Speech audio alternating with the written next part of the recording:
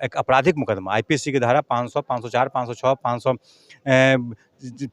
के साथ साथ 153, 153 ए के तहत यह मुकदमा दर्ज आरएसएस कराया है। प्रमुख मोहन भागवत के खिलाफ मुजफ्फरपुर में परिवाद दायर किया गया है। बता दें कि उन्होंने ये बयान दिया था कि संत रविदास के जयंती पर कि ब्राह्मणों ने जातिवाद की उपाधि दी, यानी कि लोगों को जाति में बांटने का काम ब्राह्मण ने किया। ऐसा मोहन भागवत आरएसएस के जो प्रमुख है उन्होंने कहा है। इसी के खिलाफ देश भर में राजनीति छिड़ी हुई है। इसी में लेकर के मुजफ्फरपुर के अधिवक्ता सुधीर ओझा ने काफ़ी चर्चित व्यक्ति है और उन्होंने परिवाद दायर किया है, जिसकी सुनवाई की तिथि 20 फरवरी को होगी। क्या कुछ आरोप लगाया है? हमने आरोप लगाया है कि 5 फरवरी को मुंबई के रविदास जयंती के कार्यक्रम के दौरान जो राष्ट्रीय स्वयंसेवक संघ के प्रमुख हैं मोहन भागवत जी, उनके द्वारा बयान दिया गया कि जो पूरे देश में समाज में जो जाति का वर्गीकरण हुआ है, जो विभाजित किया गया है, वह भगवान के द्वारा नहीं किया गया है, बल्कि एक ब्राह्मणों के द्वारा किया गया है, पंडित द्वारा किया गया है।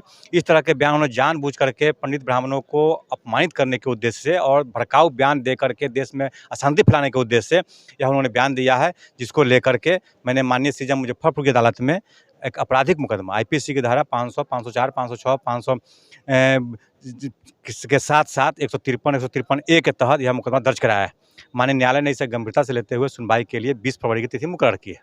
आपको कैसे पता चला कि यह बयान हमने टीवी चैनलों पर देखा और दैनिक जागरण से लेकर कई अखबार में भी 6 तारीख को हमने पढ़ा है और पढ़ करके मैंने काफ़ी अपमानित महसूस किया और उनके द्वारा दिए गई इस अमर्यादित भाषा को जानबूझ कर देने के कारण मैंने यह केस किया है। तो आप व्यक्तिगत ब्राह्मण समाज को लेकर के किए कि व्यक्तिगत?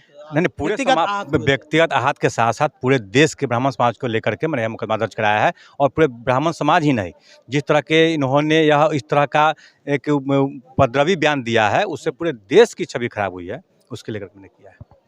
तो आपने सुना कि किस तरह से आरएसएस के जो प्रमुख है मोहन भागवत, उसके खिलाफ मुजफ्फरपुर में परिवाद दायर किया गया है। परिवाद दायर करने वाले सुधीर कुमार ओझा है, जो अधिवक्ता भी है पेशे से, और इन्होंने उनकी बयान को सुना।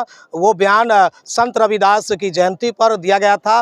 मोहन भागवत जो आरएसएस के प्रमुख है, यानी कि माने जाते हैं, उन्होंने ये बयान जारी किया था। उसके बाद ब्राह्मणों में आक्रोश तो है और इसी कड़ी